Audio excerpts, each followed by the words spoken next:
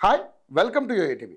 నిన్న పిఠాపురం నియోజకవర్గంలోని చిత్రాడ గ్రామం వద్ద 50 ఎకరాల ప్రాంగణంలో జయకేతనం పేరుతో జనసేన పార్టీ 12వ ఆవిర్భావ సభ నిర్వహించిన సంగతి తెలిసిందే.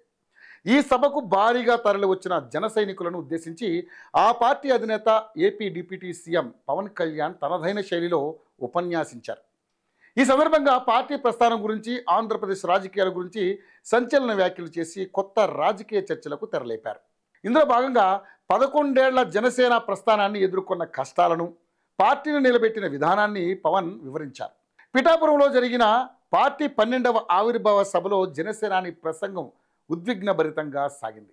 పవన్ ముక్కుసూటిగా తనదైన శైలి, పద ప్రయోగాలతో జనసేన కార్యకర్తలను, పవన్ అభిమానులను ఉత్సాహపరుస్తూ, చైతన్యపరుస్తూ జరిపిన ఉపన్యాసం చివరకు ఆసక్తిగా మారింది.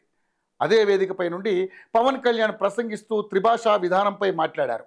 మాతృభాషను పరిరక్షించాల్సిన బాధ్యత మనపై ఉందని, అలాగే బహుభాషా విధానం కూడా మన అభివృద్ధికి దారితీస్తుందని పవన్ చెప్పారు. హిందీ వ్యతిరేక ఉద్యమం క్రమంగా దేశ విభజనకు దారితీస్తుందని పవన్ కళ్యాణ్ హెచ్చరించారు. హిందీ భాషను వ్యతిరేకిస్తున్న తమిళనాడు ముఖ్యమంత్రి తమిళ సినిమాల్ని కూడా హిందీలోకి డబ్ చేయొద్దని జనసేన అధినేత పవన్ కళ్యాణ్ సంచలన వ్యాఖ్యలు చేశారు. హిందీ సినీ పరిశ్రమ నుండి వాళ్ళ డబ్బులు ఆశిస్తారు, కానీ హిందీ భాషపై తమిళనాడు ప్రభుత్వం ఎందుకు రాజకీయాలు చేస్తున్నారని పవన్ కళ్యాణ్ నిలదీశారు. తమిళనాడులో ఒక్క భాషా విధానం కేవలం ఆ ప్రాంతానికి మాత్రమే సంబంధించిన అంశమని పవన్ కళ్యాణ్ పేర్కొన్నారు. అయితే మిగిలిన భారతదేశంలో బహుభాషా విధానంలో ఎన్నో ప్రయోజనాలు ఉంటాయని జనసేనాని తెలిపారు.